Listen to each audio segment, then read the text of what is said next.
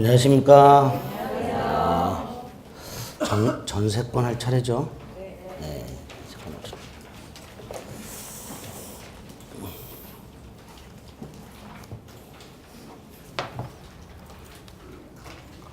지난주에 한 거 생각해보자. 지난주까지 한 거. 청취 자꾸 생각해야 돼요. 뭐가 들어있었는지. 법률행위에 관한 내용이었죠. 총칙은 5개가 있었죠. 목적의 확정성, 가능성, 적법성, 사회적 타당성. 비정상적 의사표시가 있었습니다. 지인이 아닌 의사표시, 허위표시, 착오, 사기 강박. 네? 대리가 있었죠. 대리의 삼면관계하고 복대리, 목권대리. 무효 취소가 있었습니다. 특히 유동적 무효.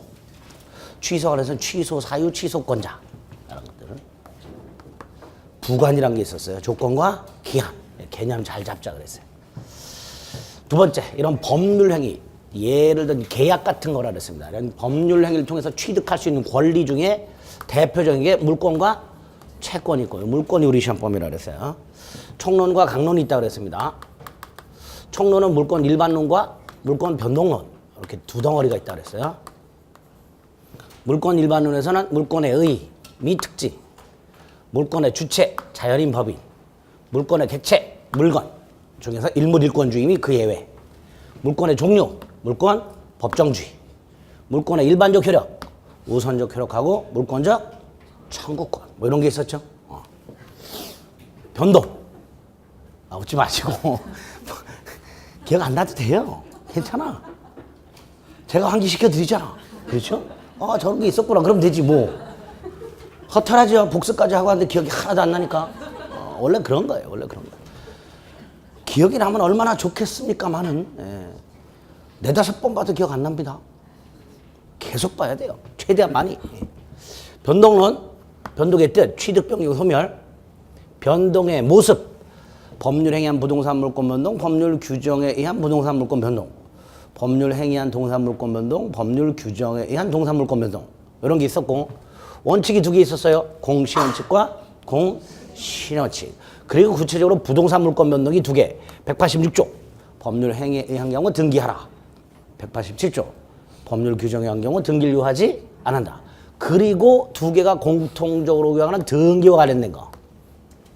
7개. 이중보존 등기, 가등기, 중간생략 등기, 무효 등기, 유용, 등기 청구권, 등기의 추정력, 점유는 하고 있으나 등기를 갖추지 아니한 부동산 매수인의 법적 지위. 그런 게 있었어요. 물권의 소멸, 혼동이란 거 했죠? 그런 거 했어요. 뭐 있었어, 그렇죠? 굉장히 혼동스러운 혼동이 마지막으로 나왔어요. 강론, 7개 물권이 있었고요. 우리 시험범위에. 점유권 했습니다. 이건 나머지 권리와 완전히 성질이 다르다 그랬어요. 점유권과 본권을 한다 그랬고, 점유권에서는 점유권의 의, 물건의 사실상 지배에 부여되는 법적 힘. 근데 예외적으로 관념적 점유라는 게 있었고, 요상한 점유 태양이라는 게 있었어요. 점유 취득, 필요 없고, 점유권의 효력.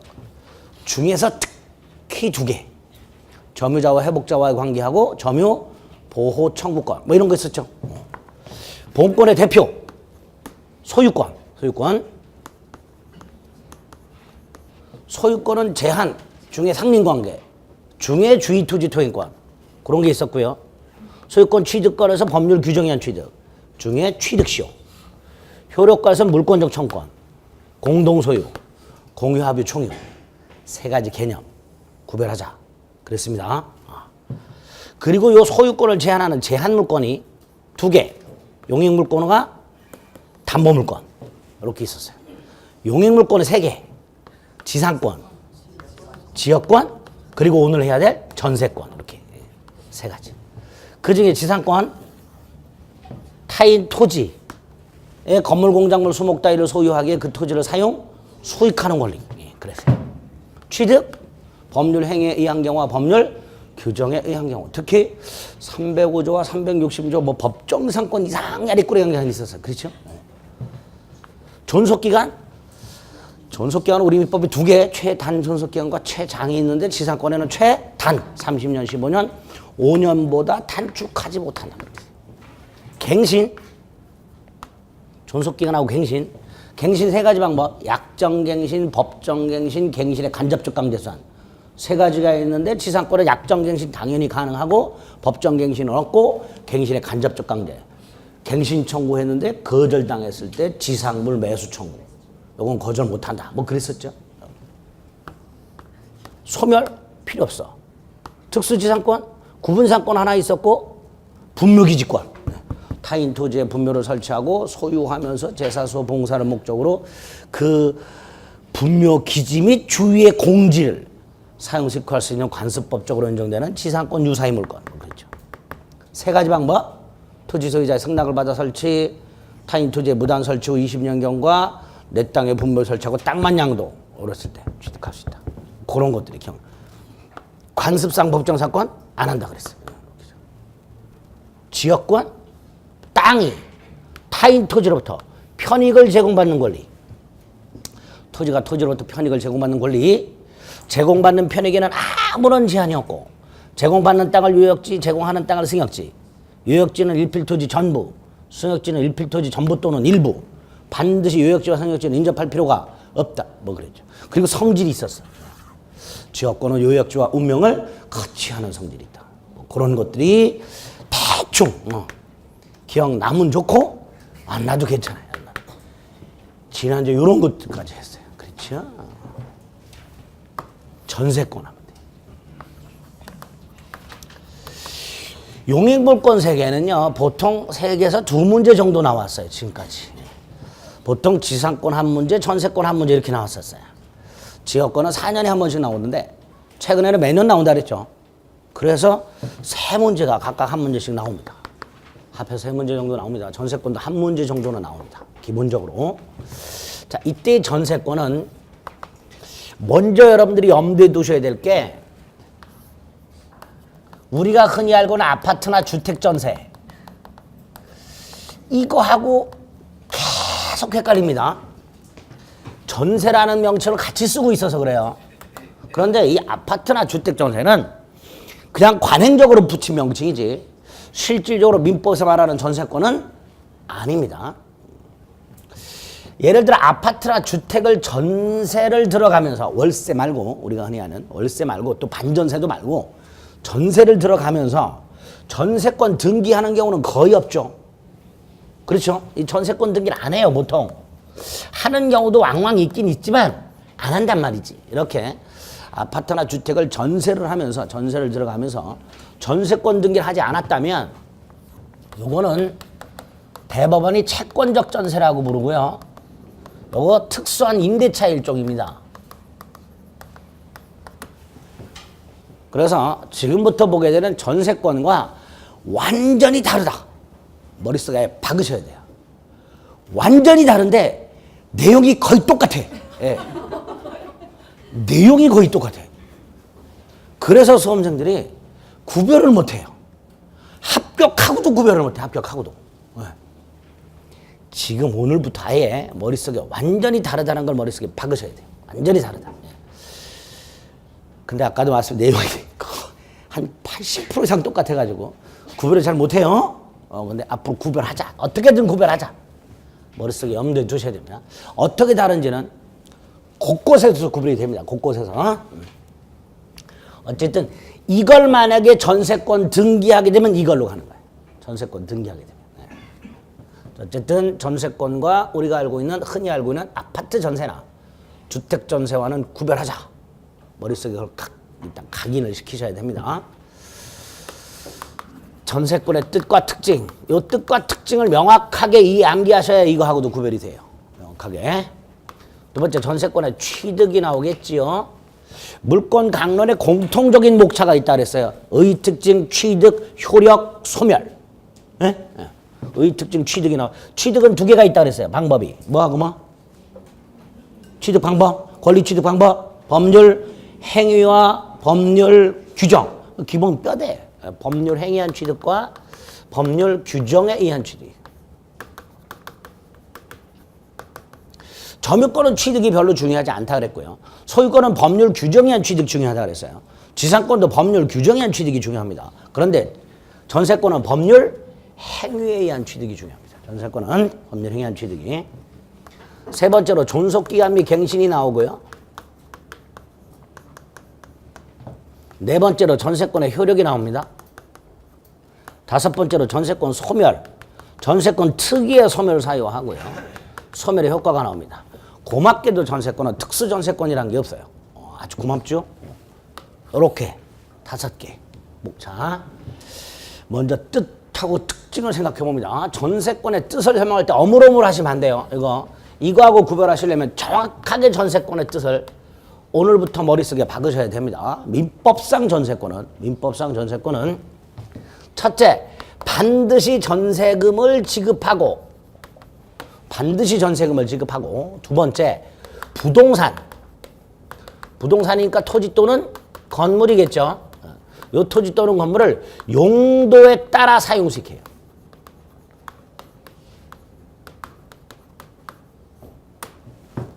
그런데 우리 아파트나 주택 전세도요.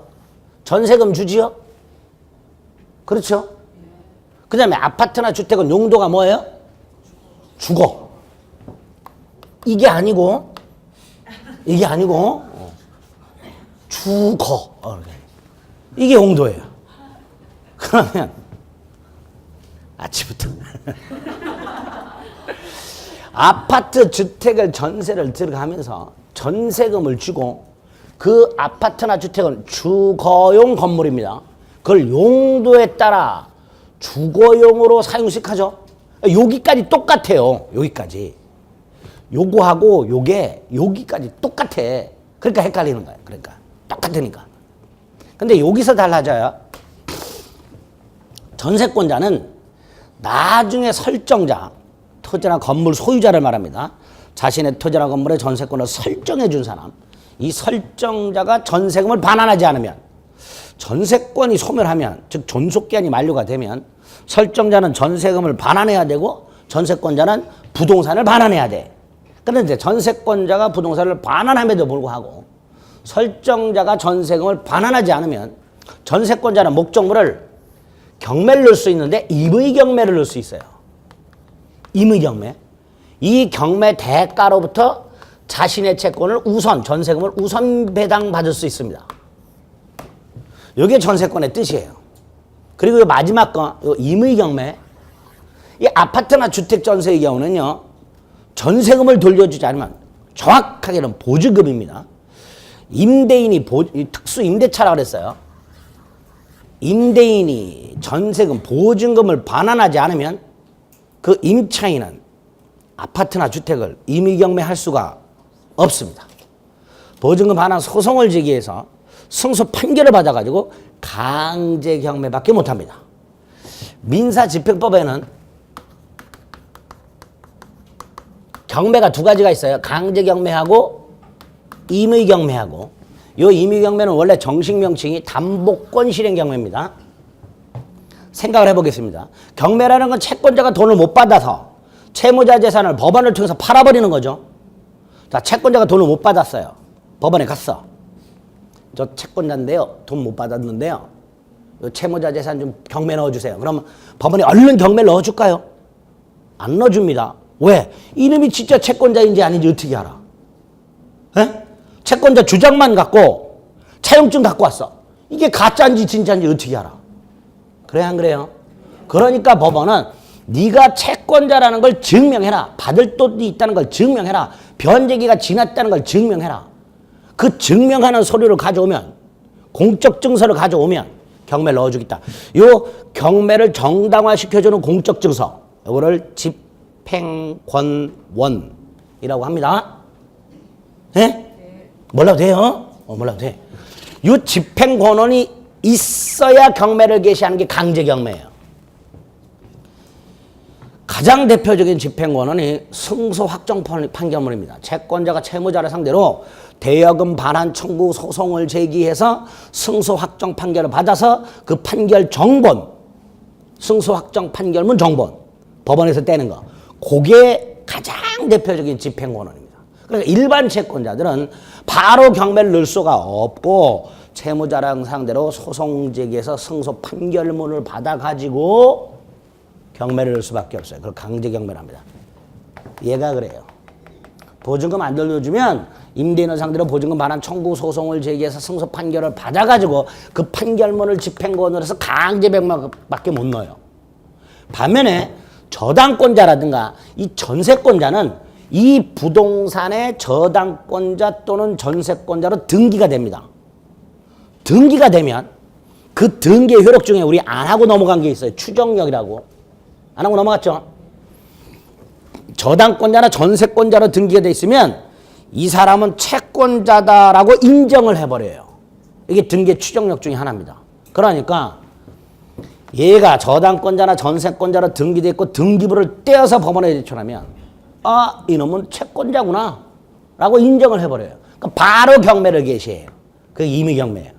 따로 집행권원이 필요 있다 없다? 없지. 전세권자는 그렇게 필요 없어요. 등기가 돼 있기 때문에.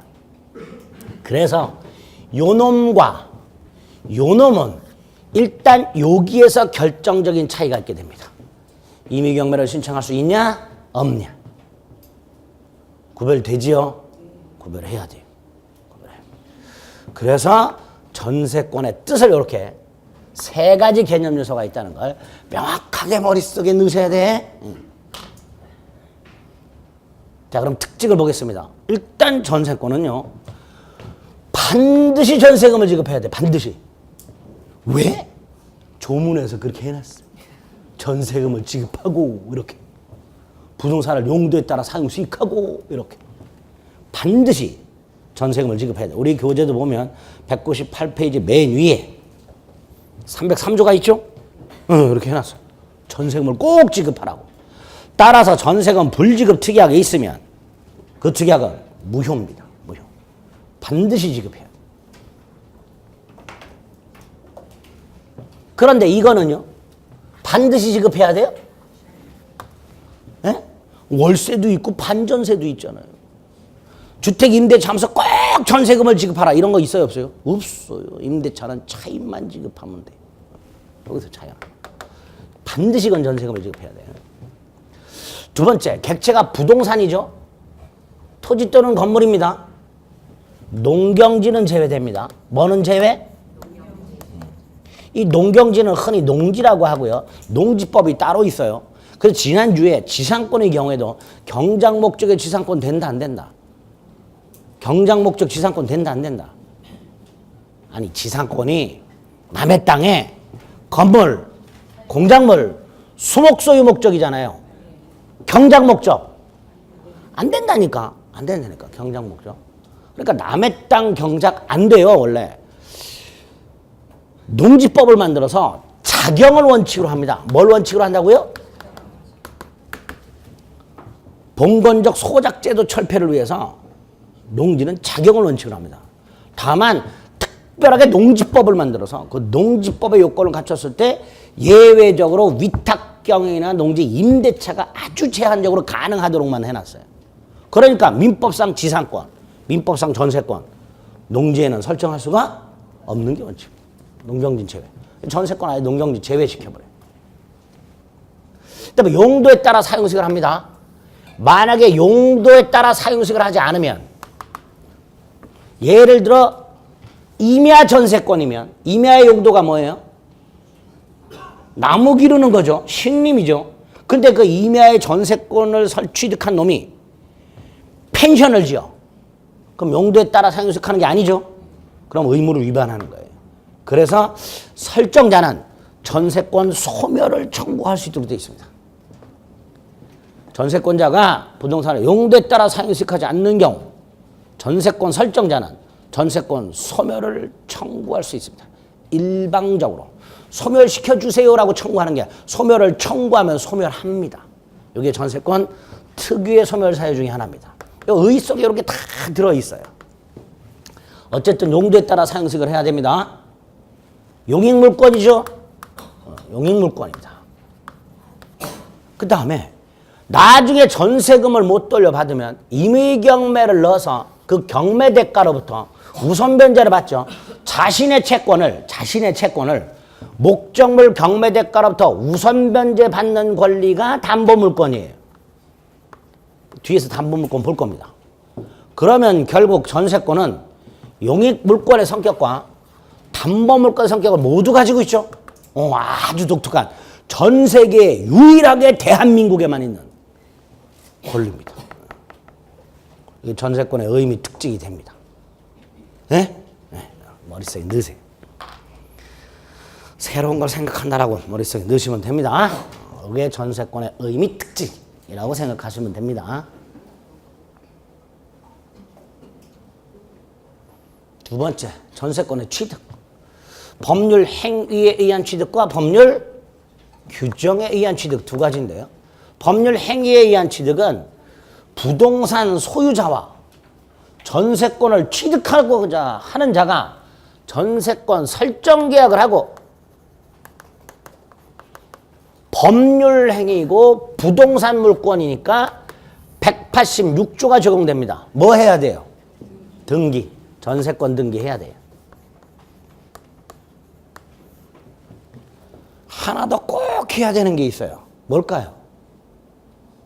계약하고 등기만 갖고는 안 돼요. 꼭 해야 되는 게 하나 더 있어. 뭐? 전세금 지급. 뭐 해야 된다고요? 반드시 주라 그랬죠. 반드시. 전세금 지급해야 돼요. 이렇게 전세권 설정 계약 플러스 전세금 지급 플러스 전세권 등기를 하게 되면 전세권은 성립합니다. 그러니까 우리 186조에서도 한번 봤지만 목적 부동산을 설정자가 전세권자에게 인도하는 것은 전세권 성립 요건이 아니다. 이렇게 얘기하겠죠. 오른쪽 위에서 두 번째 줄. 목적물 인도는 성립 요건이 아니다. 이렇게 되어 있습니다. 그렇죠? 성립에서 보는 거예요. 계약과 전세금 지급과 전세권 등기만 하면 전세권은 성립하니까 설정자가 전세권자에게 설령 목적 부동산을 인도하지 않았다 하더라도 그 전세권의 효력을 부인할 수는 없다. 이게 판례예요. 인도는 요건이 아니다. 그다음에 법률 규정에 의한 취득은 뭐 흔하진 않습니다. 이건 187조만 생각하시면 돼요. 전세권자가 사망을 하게 되면 전세권은 어떻게 될까요? 같이 사망할까요? 상속될까요? 상속되겠죠. 이렇게 상속 등 법률 규정에 의하여 취득하는 경우도 있을 수 있습니다. 그런데 전세권은 이 전세금 지급의 핵심 요소이기 때문에 대부분 뭐에 의해서 취득한다? 법률. 그냥 지나가다가 아무한테나 전세금 주진 않겠죠. 전세금을 주고받기로 약속을 한 상태에서 줄 거예요. 그러니까 대부분 뭘 통해서 취득하게 된다? 법률, 행위 이렇게 됩니다.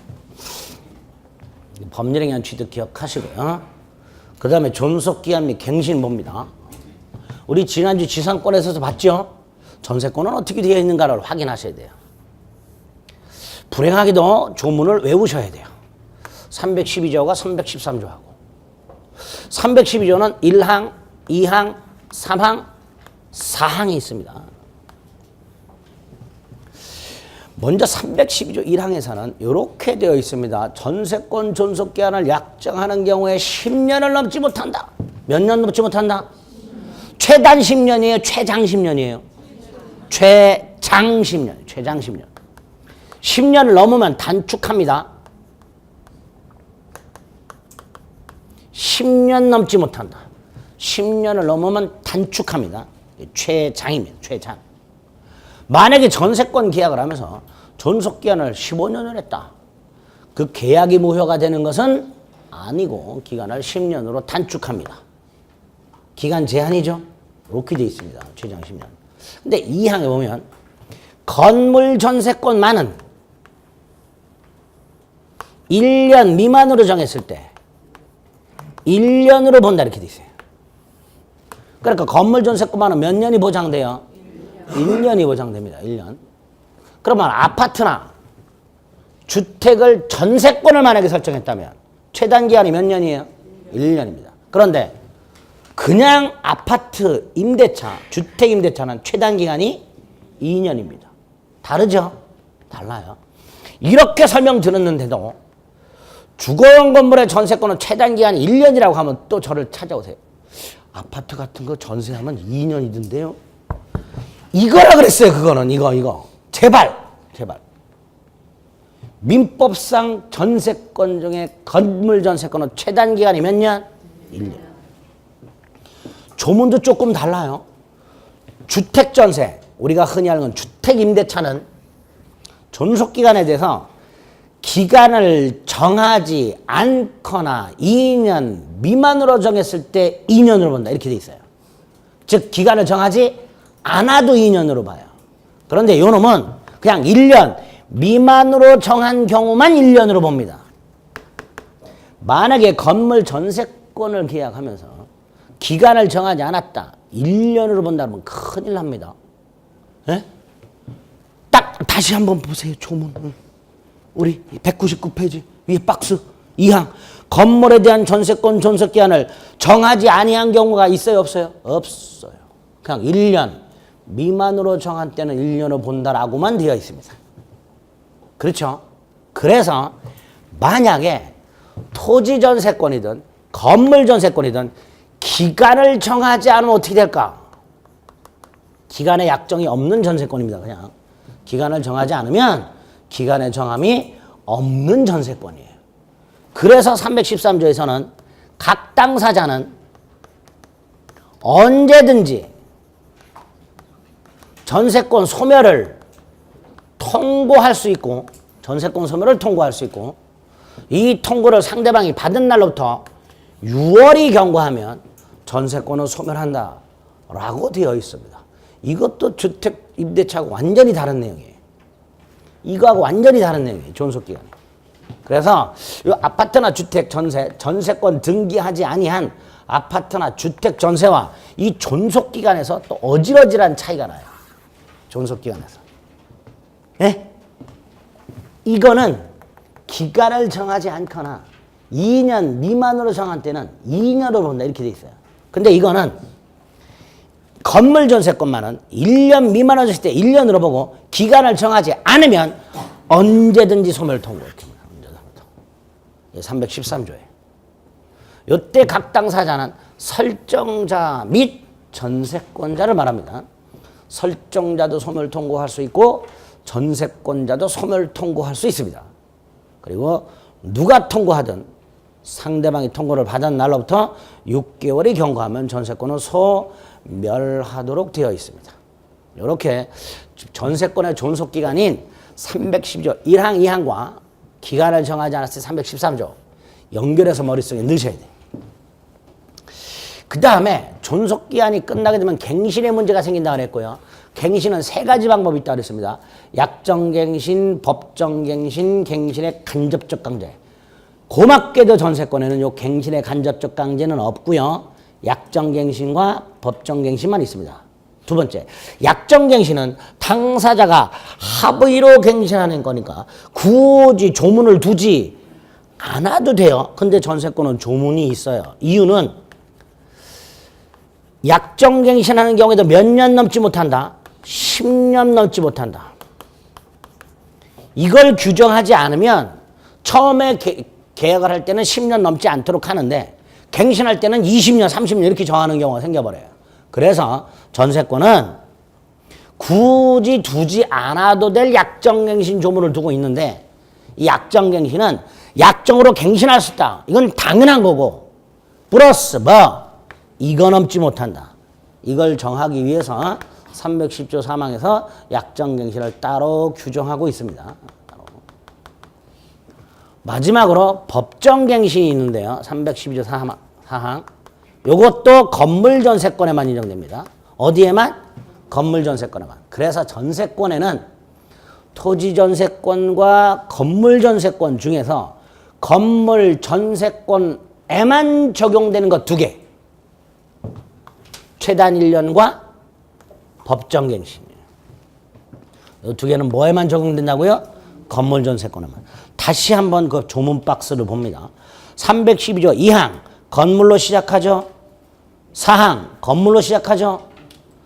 요게 빠지면 틀린 지문이 될 수 있습니다. 312조 2항과 310조 4항은 건물로 시작이 되는데요. 요게 빠져버리면 틀린 지문이 될 수 있습니다. 그 다음에 312조 4항은요. 건물의 전세권 설정자가 전세권 존속기한 만료 전 6월부터 1월까지 사이에 전세권자에 대해서 아무런 통지를 하지 아니한 경우라고 돼 있어요. 이건 이제 우리 요 교재를 쓰신 분께서 굉장히 순화시켜서 조문을 써 놓으셨습니다. 조문의 원래 내용은 이렇습니다. 설정자가 전세권자에게 갱신, 거절, 통지 또는 조건을 변경하지 아니하면 갱신하지 아니한다는 뜻의 통지를 하지 아니한 경우 이렇게 돼 있어요. 정식 조문은 아니가 3번 연속 나옵니다. 아니가. 네, 우리 이제 이해하기 쉽도록 이렇게 압축해서 해놓으신 거예요. 압축해서. 나중에 이제 풀 조문을 보게 됩니다. 풀 조문을 보게 되는데 오늘은 여기 나와 있는 대로 이렇게만 생각하세요. 건물 전세권의 법정 갱신은 전세권 존속기한이 만료가 되는 날이 있을 거예요. 그렇죠? 요 만료가 되기 전 6월, 6개월을 말합니다. 몇 년도 6월이냐고 물어보시는 분도 있어요. 6월이라고 하면 이게 몇 년 6월이냐고 물어보는 분이에요. 1, 2, 3, 4, 5, 6월 할 때 그 6월이라고 하시는 분이 있어요. 그거 아니에요. 6개월입니다. 만료 전 6월 전부터 1월 요 사이에 설정자가 전세권자에게 갱신 거절의 통지 또는 조건을 변경하지 아니하면 갱신하지 아니한다는 뜻의 통지를 하지 아니한 경우 이렇게 돼요. 그러니까 간단하게 그냥 통지하지 않은 경우 이렇게 생각해요. 설정자가 전세권자에게 아무 소리 하지 않은 경우, 아무 소리 하지 않은 경우 갱신한 것으로 본다. 이때 조건은 전 전세권과 동일.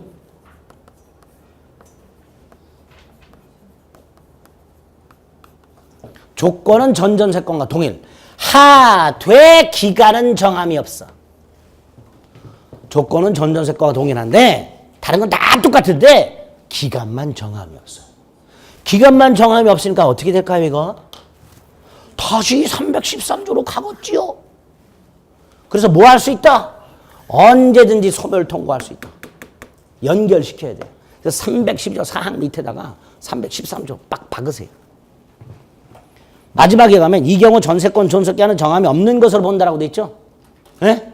그 밑에 313조 써놔. 미리 써놔. 기간에 정함이 없는 걸로 보니까 연결시켜. 313조로 연결시켜서 각 당사자는 언제든지 소멸을 통고할 수 있습니다. 그리고 6월이 경고하면 소멸합니다. 이제 여기까지만 생각하세요. 나중에 이거하고 연결시켜서 추가적인 해석이 필요합니다. 건물 전세권은 최소 몇 년이 보장이 돼요? 1년이 보장이 돼요. 그럼 건물 전세권의 존속기한을 처음부터 약정하지 않은 경우 하고요.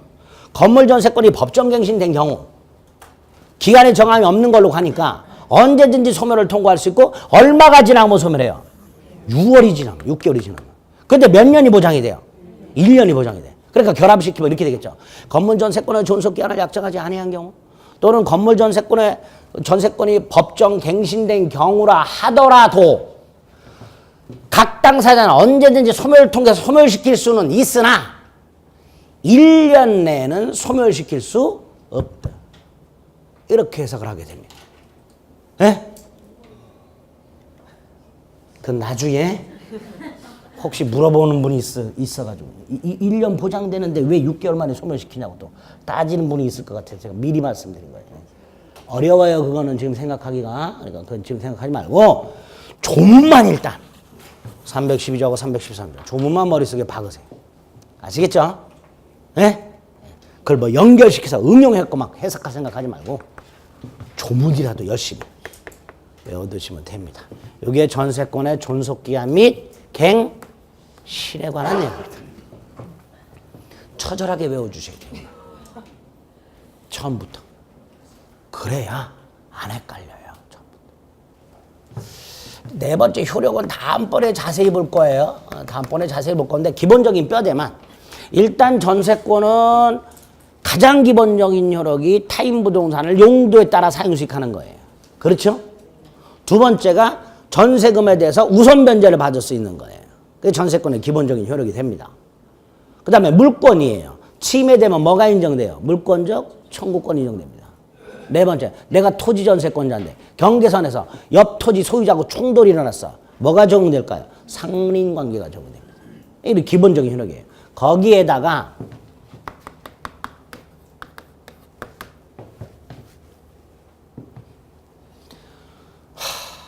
이건 하지 말자. 이건 하지 말자. 예를 들어 갑소유 땅에 전세권자 을이 있어요. 얘가 전세금을 지급해 놨겠죠. 갑에게. 그럼 얘는 전세금 반환 채권을 갖고 있습니다. 전세금 반환 채권을.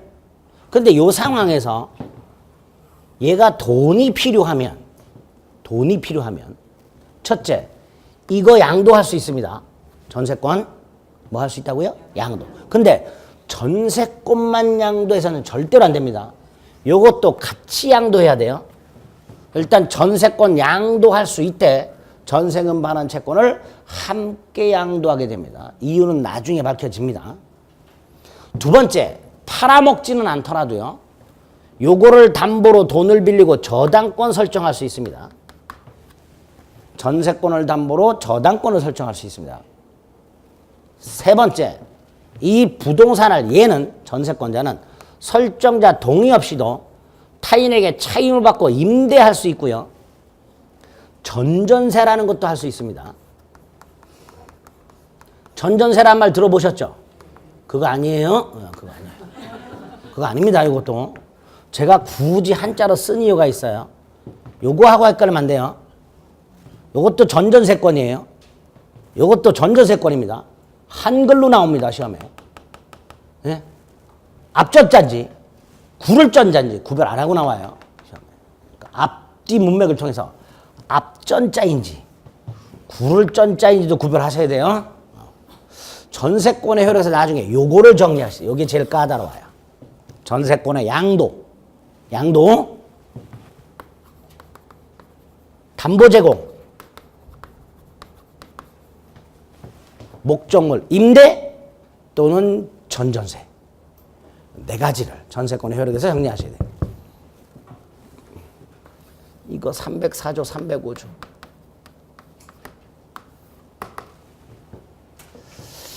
안 하려다가 말씀만 드릴게요. 304조, 305조라고 전세권의 효력에서 아주 독특한 게 나옵니다. 304조는요, 이런 경우를 생각하셔야 돼요. 갑소유 땅에 갑이 아니라 을이 건물을 갖고 있어. 을이. 그리고 을은 땅에 대하여 지상권을 갖고 있어. 타인 소유 토지에서 건물을 소유하려면 지상권이 있어야 되죠. 지상권이 타인 토지에서 건물 따위를 소유하기 위하여 갖고 있는 권리라 했어요. 이 상황에서 을은 건물 소유자니까 이 건물에 전세권 설정해 줄 수 있다 없다? 있지요. 이렇게 타인 소유 토지 위의 건물에 뭐가 설정된 경우? 전세권이 설정된 경우 이 전세권의 효력에 관한 304조 규정이 하나 있어요. 요 그림만 생각하세요. 요럴 수도 있다고. 예? 있을까? 있으니까 지금 해놨지. 남의 땅에 건물을 소유하는 자가 그 건물에 전세권을 설정했을 때 나중에 만약에 얘가 전세금을 안 돌려주면 얘는 건물을 경매낼 수 있죠. 그렇죠? 그럼 누군가가 건물을 경락받겠지요. 이때 건물을 경락받는 사람은 뭐도 손에 넣어야 돼요. 지상권. 그래야 건물이 철거당하지 않아요. 그렇죠? 그러니까 타인 소유 토지 위의 건물에 전세권이 설정이 된 경우 이 전세권은 그 건물 소유자가 즉 전세권 설정자가 그 건물을 소유하기 위하여 토지에 대해서 갖고 있는 지상권에도 효력이 미친다. 304조? 머리가 터질 것 같죠? 응, 그런 게 있어. 요걸 조금 자세히 볼 거예요. 이런 게 있다. 전세권 효력에. 요 305조는 어디서 얼핏 지나가면서 봤는데 어디서 봤죠? 지난주에 법정사건이 민법에 두 개가 있다. 305조와 366조. 어? 지난주에 스쳐 지나가듯이 한번 봤어요. 갑소유 땅과 갑소유 건물이 있어. 갑소유 땅과 갑소유 건물이 있어요. 토지와 건물이 존재하고 소유자가 동일해. 이 상태에서 건물에만 전세권 설정. 건물에만. 그리고 땅만 팔아. 그러면 토지와 건물의 소유자가 달라져. 이때 건물 소유자가 뭘 취득한다? 법정지상권을 취득하게 됩니다. 305조에. 그래서 전세권의 효력에서는 304조, 305조 두 개, 머릿속으로 이렇게만 생각하세요. 304조, 몇 조인지 몰라도 됩니다. 타인 소유 토지 위의 건물에 전세권이 설정된 경우 하고, 토지와 건물의 소유자가 동일한 상태에서 건물에 전세권이 설정된 경우, 이 두 가지 경우에 대한 그 전세권의 효력에 대해서 우리 민법이 따로 규정을 두고 있다. 됐죠? 그래서 나중에 전세권의 효력에서는 기본적인 효력은 뭐 그냥 다 이해가 되는 거고, 이 두 가지 생각하셔야 됩니다. 그리고 전세금 따로 정리해야 돼. 뭘 정리한다고요? 전세금. 나중에. 전세금에 대해서 증감 청구라든가 뭐 이런 것들이 쭉 나옵니다. 전세금을 지급하지 않는 경우 어떻게 되는, 반환하지 않는 경우 어떻게 되는가 등등 이런 것들을 따라 보게 됩니다. 전세금 반환 채권을 양도할 수 있는가 뭐 이런 것들 나중에. 일단은 전세권의 뜻, 특징, 취득, 존속기한, 갱신 여기까지는 머릿속에 분명히 넣고요. 효력은 이런 것들이 문제가 될 수 있다라고 생각하시면 됩니다. 소멸사유 및 효과는 안 쳐다봅니다. 다만 전세권의 특유한 소멸사유 두 개를 이미 우리가 봤어요. 전세권에만 있는 독특한 소멸사유 두 개를 우리가 이미 봤어. 어디서 봤을까? 요거 하나 있었죠? 또 하나가 있었는데, 용도에 따라 상환수익하지 않을 때 전세권 소멸 청구. 구별해야 됩니다. 소멸 통고는 6달이 지나야 돼요. 그래야 소멸합니다. 반면에 요거는 소멸 청구입니다. 요건 6달을 기다릴 필요가 없습니다. 예? 요 두 가지가 전세권 특유의 소멸사유입니다. 그리고 전세권 이 소멸의 효과까지가 중요합니다. 이유는 보통 지상권 같은 경우는 소멸하게 되면 땅 돌려주면 그걸로 끝이야. 근데 전세권은 소멸하게 되면 부동산 돌려주는 걸로 끝이 아니라 전세금을 되돌려줘야 되는 문제가 생겨요. 그렇죠? 그래서 전세권은 다른 거는 소멸의 효과가 별 중요하지 않은데, 전세권의 경우에는 전세권이 소멸했을 때 전세금 반환의 문제가 있기 때문에 이 소멸의 효과도 조금 중요합니다. 그걸 나중에 할 거예요. 됐죠? 일단 오늘은 요 세 가지만이라도 머릿속에 딱 넣어두시면 돼요. 전세권을. 됐죠? 요 정도. 자, 이제 201페이지로 가봅니다. 유치권이라는 놈이 있네요. 그렇죠? 느닷없이 유치권이 나왔어요. 유치권 하기 전에 담보물권이 뭔지 봐야 돼요. 제한물권, 용익물권 3개 다 봤습니다. 담보물권을 봅니다.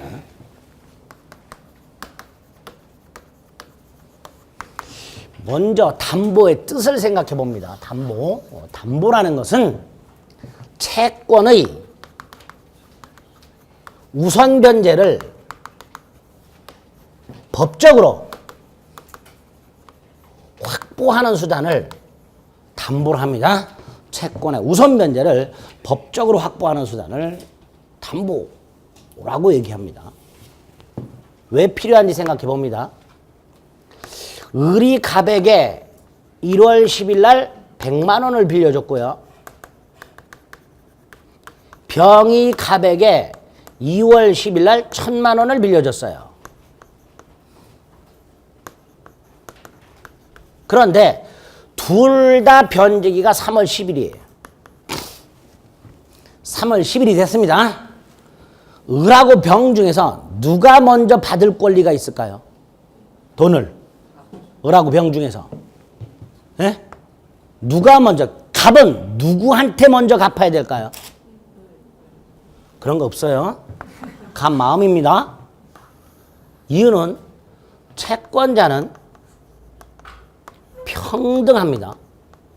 이걸 채권자 평등주의라고 해요. 자, 여러분이 저에 대해서 갖고 있는 채권을 생각해 봅니다. 여러분은 저에 대해서 채권 갖고 있다고 그랬죠? 무슨 채권? 민법 강의하라 말이지. 그런데 그 채권이 학원과 먼저 계약한 사람이 먼저 저한테 요구할 수 있어요? 나부터 강의해 주세요. 할 수 있어요? 없어요. 학원과 먼저 계약을 했든 상관없이 똑같은 시간에 와서 똑같이 평등하게 강의를 요구하는 거예요. 이렇게 채권은 채권 성립 시기라든가 채권의 액수를 묻지 않고 그 채권자는 지위가 평등합니다. 원칙이. 그래서 먼저 받아내는 사람이 장땡입니다. 그걸 채권 선이행주의를 합니다. 채권자 평등주의, 채권 선이행주의가 적용이 돼요. 채권에는. 물권은 우선적 효력이라는 게 있다고 그랬어요. 있다고 그랬죠. 왜? 일권주의 때문에. 배타적이고 독점적이기 때문에 우선적 효력이라는 게 있어요. 물권은. 그러나 채권은 평등하다 그랬어요. 우선하는 게 없어요. 따라서 채권자들 중에는 자신의 채권을 다른 채권자들보다 법적으로 먼저 받을 수 있는 방법이 없을까를 생각하는 사람이 생기겠죠. 그런 사람을 위해서 마련된 제도가 뭐다? 담보. 이렇게 담보. 수단이 두 개입니다. 인적 담보와 물적 담보. 인적 담보는 뭘까요? 보증이 사라져야 될 보증. 채권자들 중에 을하고 병 중에 병이 만약에 갑이 데려온 정이라는 사람과 보증계약을 하면 보증계약은 채권자와 보증인 사이에 채무자가 돈을 갚지 못하면 대신 갚겠다라는 계약이에요. 이 둘이 보증계약을 해놨어요. 갑이 돈을 못 갚아요. 얘는 발만 동동 굴러. 근데 얘한테 가면 돼요. 돈 내놔. 그럼 돼요.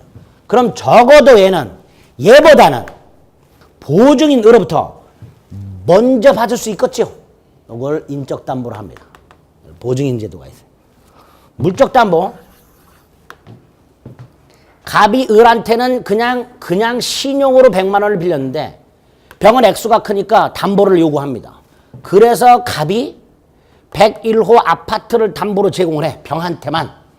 그리고 병이 여기다가 저당권을 설정을 해놔. 나중에 갑이 돈을 못 갚아. 그럼 얘는 발만 동동 굴러. 근데 얘는 저당권에서 이걸 경매 넣어. 그 경매 대가로부터 우선 변제를 받아. 얘보다 먼저. 그러니까 얘는 적어도 갑이 돈을 갚을 때까지는 이걸 지배하죠. 그랬다가 돈을 못 갚으면 이 물건을 팔아가지고 그 판돈으로 채권을 회수합니다. 즉 갑이 제공한 물건으로 인하여 우선 변제가 확보가 되어 있어요. 이걸 물적 담보로 합니다. 그리고 얘는 그때까지 101호를 지배를 해요. 물건을 지배하죠. 담보 목적이죠. 합쳐서 뭐라 그래요? 담보 물권. 이렇게 되죠.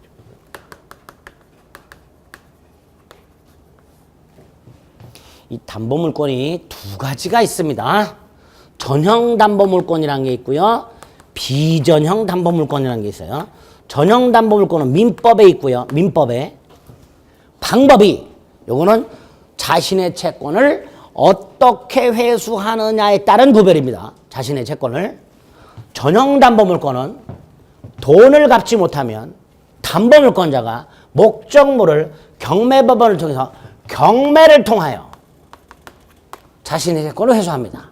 이게 전형 담보 물건이에요. 요게 유치권, 질권, 저당권 3개가 있어요.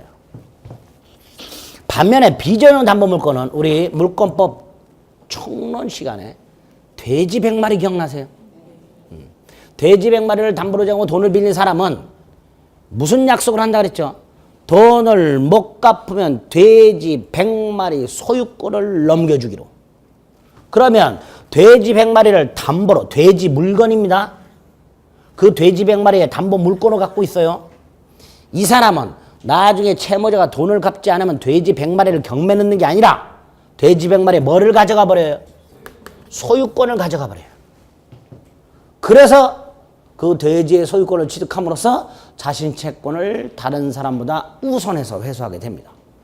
이걸 비전형 담보로 하고 가등기 담보법에 3가지가 규정이 되어 있습니다. 가등기 담보권, 양도 담보권, 매도 담보권. 처음 들어보죠? 상상을 초월하는 권리들입니다. 이런 게 비전형 담보로 되어 있어요. 그래서 민법에 유치권, 질권, 저당권, 가등기 담보법에 3개, 총 6개 담보권이다 라고 생각하시면 됩니다. 그 중에 요놈과 요놈, 그리고 요놈이 우리 시험범위에 있습니다. 이건 나중에 가등기 담보 등에 관한 법률에서 볼 거고요. 민법에서는 이 2가지를 보게 됩니다. 3번째, 갑소유 101호가 있고요. 의리가백에 1억을 빌려줍니다. 그리고 101호에다가 저당권이라는 걸 설정합니다. 아니다. 안 그려. 이걸로 다시 가. 뭘 귀찮게 다시 그래. 이걸로 다시 가요. 갑소유 101호 아파트가 있고요. 을은 100만 원 빌려주고 담보를 안 잡았어요. 근데 병은 1000만 원 빌려주고 저당권 설정했어요. 이때 병의 채권은 을의 채권과는 달리 저당권에 의하여 을보다 먼저 변제받는 것이 확보돼 있죠. 이렇게 담보물권에 의하여 우선 변제가 확보가 되어 있는 채권을 다른 일반 채권과 구별하여 피담보 채권이라고 부르고, 당연히 이 담보물권은 뭐를 위해서 존재? 피담보 채권의 우선 변제를 위해서 존재. 다른 목적 없어요. 담보물권은. 요걸 우선 변제 받기 위해서 존재하는 거예요. 따라서 요놈과 요놈은 떼내면 돼야 안 돼요? 안 돼요. 즉 담보물권은 피담보 채권과 뗄래야 뗄 수 없는 관계가 성립합니다.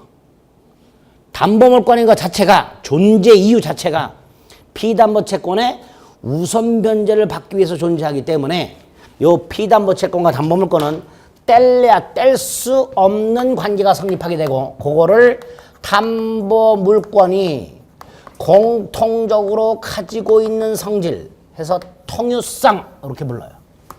담보물권이 공통적으로 가지고 있는 성질. 담보물권의 통유성? 예? 예.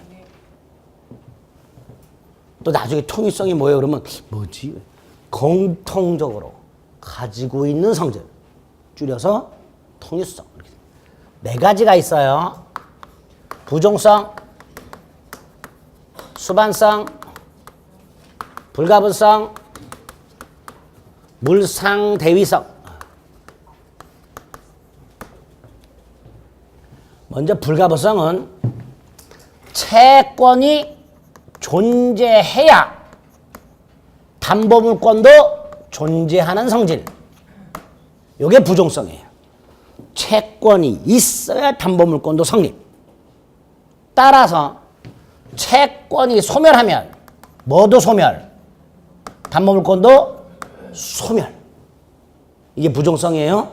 그래서 우리 무효등기 유용에서 이런 설명을 드린 적이 있어요.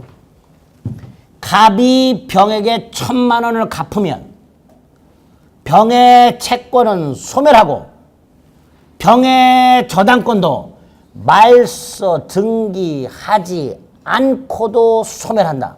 그랬었죠? 그 이유가 뭐예요? 부종성. 부종성. 채권이 소멸하면 담보물권도 당연히 소멸하는 성질. 물론 나중에 예외가 있습니다. 나중에 보고 원칙만. 채권이 소멸하면 담보물권도 소멸하는 성질. 이게 부종성. 두 번째, 이 상황에서 아직 변제기가 2달이나 남았는데 얘가 돈이 갑자기 필요하면 요놈 팔아먹을 수 있어요. 채권. 채권 뭐 할 수 있다고요? 우리 채권도 재산권에서 양도성이 있다 그랬죠. 물론 양도성이 제한되긴 하나 불가능한 건 아닙니다. 팔아먹을 수 있어요, 이거를. 근데 이 채권을 산 사람, 채권만 사면 돼요, 안 돼요? 안 돼요. 왜? 나중에 얘가 돈을 안 갚으면 얘도 자기 채권을, 자기가 병원에서 1,000만 원짜리 채권을 샀는데 이 채권을 우선해서 회수할 수 있어야 될 거예요. 그러니까 요것도 넘어가야 돼요. 저당권자 등이 채권을 팔아먹게 되면 채권만 넘어가는 게 아니라 모두 넘어간다. 이것도 넘어가게 돼요. 즉 담보물권은 채권이 이전이 되면 담보물권도 어떻게 된다? 이전된다. 이걸 수반성. 피담보 채권이 타인에게 이전되면 담보물권도 이전. 이걸 뭐라 한다? 수반성. 수반성. 합쳐서 부수성이라고도 합니다. 부종성과 수반성을 합쳐서 부수성이라고 합니다. 다만 이것도 언제나 그런 것은 아니에요. 예외가 또 있습니다. 원칙만 생각하자. 불가분성. 갑이 병한테 500만 원을 갚았어요. 근데 나머지 500만 원을 끝끝내 안 갚아요. 병은 경매를 넣겠죠? 100유로 절반만 경매 넣어요? 전부를 경매 넣어요? 전부를 경매 넣어요. 다시 말해서 채권이 일부만 남아있다 하더라도 담보물권도 그 일부만큼 소멸하는 게 아니라 목적물 전체에 여전히 효력이 미칩니다. 그걸 불가분성 이렇게 불러요. 채권이 일부만 남아있다 하더라도 담보물권은 목적물 전부에 효력이 미쳐요. 즉 채권이 일부만 남아있다 하더라도 담보물권자는 목적물 전부를 경매 넣을 수 있습니다. 이걸 불가분성 이렇게 부릅니다. 이것도 예외가 있어요. 물상대위.